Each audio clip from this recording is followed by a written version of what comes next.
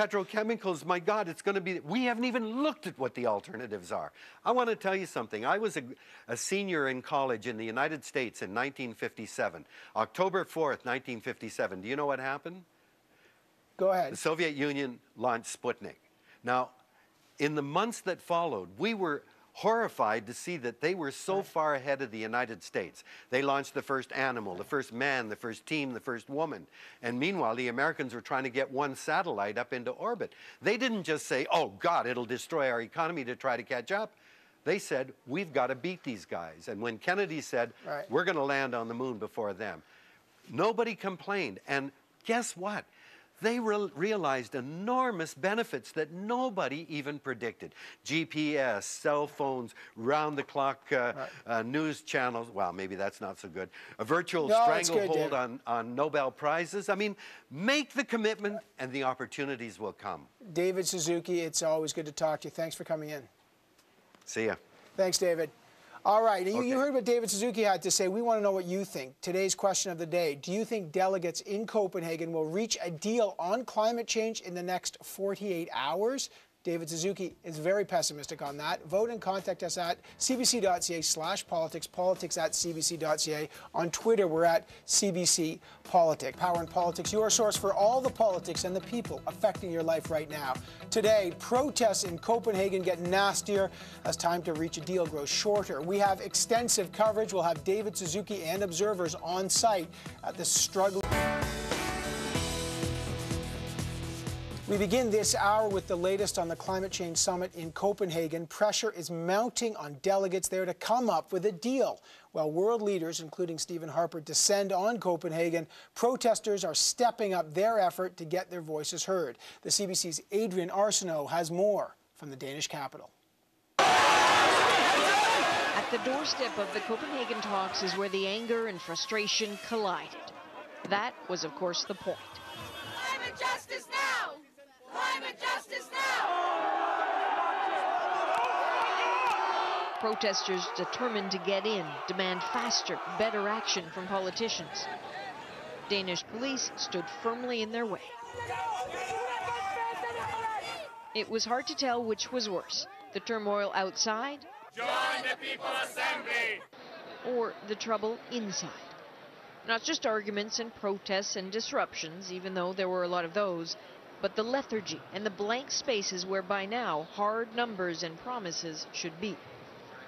Not our fault, insists Canada's Environment Minister, who maintains a key text supposed to be printed last night still hasn't been agreed upon. But all things considered, we're at the point here with the clock ticking down where we are going to need a text to focus on quite soon. Imagine trying to get 200 disparate people to unanimously agree on how to live their lives for the next 50 years. That would be complicated enough. This is worse. The UN climate chief admits he's disappointed. We're taking a very narrow and, if I may say, a very selfish view of what is required to be done. And it's this selfishness which I believe is coming in the way of an agreement that should really cover the globe as a whole. World leaders are flying in right now. The most optimistic say they will make this endeavor work. But there aren't many optimists, not even at the very top. I must say that in that context, the next 24 hours are absolutely crucial. Also curious about this day, the Danish Environment Minister quit her post as the head of these talks and handed it over to the Danish Prime Minister. Just a matter of procedure, she said, but the cynics aren't sure. They suggest there was trouble with their leadership, and this is perhaps one more sign that this conference won't end particularly well. Adrian Arsenault, CBC News, Copenhagen. Among those pessimists, renowned Canadian environmentalist David Suzuki. Suzuki says he'd rather see no deal in Copenhagen than a half-hearted weak one. Here's what he had to say about the possibility of Ottawa imposing softer emissions targets for Alberta's oil sands on Power and Politics. Take a listen. The fate of all of humankind and the kind of future we're going to leave for our children. Yes, I think this... Welcome back to Power and Politics. 2 days. That's That's all the time left for world leaders to agree on how to deal with climate change. Our Prime Minister leaves for Copenhagen tonight. But to find out what awaits Stephen Harper in Denmark, we've reached, as usual, John Drexage. He's on the floor of the summit via webcam. He's with the International Institute for Sustainable Development. And as I say, he always has the very latest of what's going on. Here he is. John Drexage, thanks for being here again. Give us what happened, the positives and the negatives today and another day at the Copenhagen summit. Yeah, after last night's despondent mood, ended at 3:30 a.m. with no conclusions whatsoever. We woke up to find out that there was a meeting in Paris with Sarkozy, Brown, representative from the United States, as well as the president of Ethiopia, in which they agreed to a climate fund of some $100 billion per annum by the year 2020. We'll start off on a fast track of $10 billion a year. Within a few years, increase up to $50 billion. So that's a very significant maneuver on the part of the West. And hopefully, I think that'll help to satisfy some of the concerns that particularly Africa has about this. So that, John, is a very significant move. Is there any Canadian involvement in that, as you know, yet? Up to now, none that I am aware of. But I believe that they have asked for an internal review in CETA of their climate change programs, I believe with a view to trying to enhance climate change in its development program. But as far as this initiative is concerned, not that I'm aware of. John, the leaders are descending on Copenhagen tomorrow. Late tonight, Stephen Harper will be on his way there.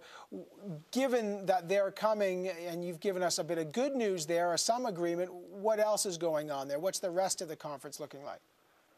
Well, the rest is not looking very good at all. We still have deadlocks all over the place in the negotiations, and we're getting back to that core issue again of when and how developing countries will be able to take on emission reduction commitments, and why developed countries can take on more aggressive targets than what they're indicating up to now. These are fairly intractable issues. I think that they will absolutely require a strong leadership at the summit when they come in. The real concern is the fact, though, that many of the other decisions relating to technology transfer, reforestation, all sorts of other things, really haven't been sufficiently negotiated. And so there's not a lot for the leaders to do with them. I mean, we can hardly expect them to roll up their sleeves and start drafting things. But at this stage, that's the status of those papers at this point. And that's very worrisome. John, obviously, so you talk about the two tracks, the developing nations versus the developed nations, the intractable issues, it seems, between China and the United States. Meanwhile, we're seeing all sorts of pictures of some very violent protests going on. How is that affecting what's going on? We're in a cocoon here, Evan. It's really been an astounding last 10 days, I have to say, because first of all, some people have had to wait 7, 8, 9 hours to get in. But once you're in, you're just stuck. If you get out again, they won't even let you back in. So the security here is absolutely astounding. So we're not at all, we're probably the last ones who are aware of what's going on the streets, because we're just stuck in here. If we venture 1 foot outside, that's it. We won't be let back in. There's been a lot of frustration from many stakeholders about access in this conference. It's been like none other. I understand that the leaders are coming, but nonetheless, there remains a lot of short tempers as a result of that. And when you just say a lot of anger about access, a series of groups in particular seem to be very frustrated, which is the NGOs who want to speak on behalf of developing nations and people that may not have as loud a voice at this conference. What are you hearing about the frustration from NGOs? It's a very good point, because many developing countries rely on NGOs to help provide them with the technical expertise they need to make the negotiations work in their interest. And if the NGOs don't have the kind of access that they normally do, they're not able to help these developing countries as much as they should. So it does really compromise their interests significantly. All right, John, from the floor of the Copenhagen summit, as always, thanks for the latest update. Thanks, Evan. Welcome back to Power and Politics. Let's get to the results of our question of the day. Now, earlier we asked you, Do you think delegates in Copenhagen will reach a deal on climate change in the next 48 hours? It was pretty decisive. Only 10% of you said yes. A little of that David Suzuki pessimism there. 90% of you said no. You can continue the conversation online all the time at cbc.ca/politics or politics@cbc.ca and on Twitter @CBC Politics.